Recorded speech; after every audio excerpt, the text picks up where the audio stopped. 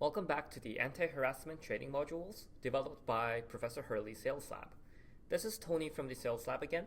Last time we looked at Module 2, Identifying Harassment, where we covered the types of harassment and what is and isn't harassment. We'll move on to Module 3, where we'll learn about understanding harassment.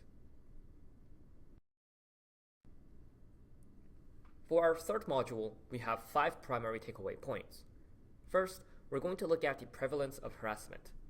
Second, we'll learn about the factors that contribute towards harassment.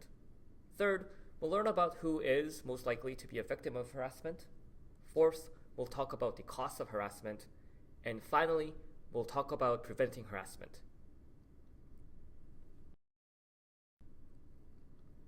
We begin our module with the prevalence of harassment. The exact prevalence, of course, varies from study to study, but many research studies will agree that over 50% of medical and nursing trainees will experience at least one form of harassment or discrimination throughout their training. The most common forms of harassment reported in these studies include verbal harassment for medical trainees and active exclusion and ignoring of trainees for nursing. Gender discriminatory harassment, destructive criticism, academic harassment, and humiliating students were also commonly reported. When it comes to factors that contribute to harassment, it may be useful to take an established model to help us understand them. For example, Johnson's ecological model identifies some of the many layers that exist in harassment incidents. The model highlights that harassment doesn't occur in isolation. Each of these levels all contribute to the incident from occurring. In other words, while harassment may seem like a problem involving just the perpetrator and the victim, sometimes the people around them, organizational culture, and the social climate may all play a role. Therefore, it's important to ask how we as bystanders, co-workers, and members of our community can potentially enable or tolerate harassment behaviors. Let's take a look at some specific factors.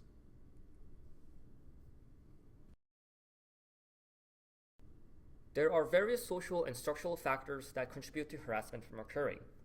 There's hierarchy, meaning those in a position of power or higher in rank may be more likely to harass those that were seen as lower in rank and less senior. There's silence, the culture of medicine and health sciences perpetuating silence and poor communication between team members. There's lack of awareness, not knowing what abusive behavior looks like and what constitutes as abuse. There's fear. It's common for trainees to be afraid of retaliation or the like that could negatively impact their career. And then there's denial. There's a denial that medical training has this culture of abuse and that these things are truly happening. There's a culture of hierarchy that almost creates a normal picture of abusive behaviors, and so people may simply accept harassment. All of these factors feed into a legacy of abuse. This is when one trainee receives harassment or abuse in their training and passing this on to future trainees and so forth, causing this awful cycle to continue. All in all, a toxic culture based on hierarchy, silence, lack of awareness, fear, and denial is what really fuels the prevalence of harassment. Are certain populations more susceptible to being victims of harassment? Research shows that certain demographic variables can be more associated with harassment incidences.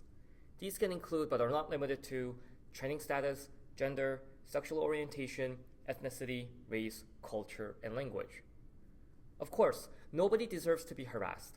That said, knowing what demographics are more associated with harassment can definitely help us gain perspective on what we can be on the lookout for, including who we can provide just a tad more care towards. When it comes to cost of harassment, there's of course the personal cost. These can include fatigue, stomach problems, inability to sleep, withdrawal from relationships, self-blame, and reduced self-esteem, to name just a few. However, the cost of harassment can go well beyond individuals and influence the culture of health sciences education. Tolerating harassment will lead to more frequent incidences with higher intensities of harassment.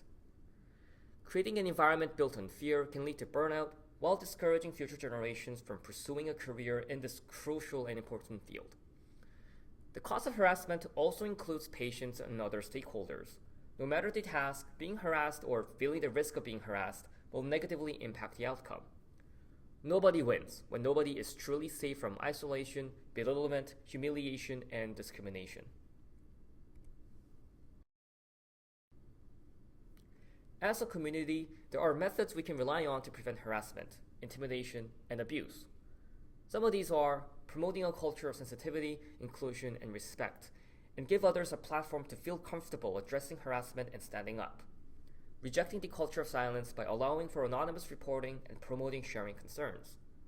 Taking positive actions to resolve issues in a timely fashion and have systems in place that quickly and effectively address abuse and harassment. Encouraging others to have a conversation and address the concerns openly and stop the behavior. Be aware and sensitive to the impact that the actions that we may have on others, including how sometimes inactions might also impact those around us.